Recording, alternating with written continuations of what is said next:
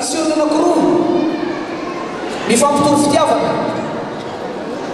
dia ozy le lehilahy am'le vehivavy hoe tiako ianao dia ty azo koa kay le vehivavy dia ao loatsy le vehivavy za koa tia anao indray moa le sasany ataony amin'ny teny frantsay hoe ma aussi je t'aime isan'andro san'andro ny tompo miteny aminao tiako ianao zana koa tiako ianao a fa tsika tsy mba miteny azany mihitsy fa ataontsika androany tsika ndray nanambara hoe tianao zay jesosy anao hoe tsisy mafimafy izany dia zany olona ty zany a rehefa tia dia tena tia atoko sa fitiavana be tiry ty babo ny fitiavanao ty sisy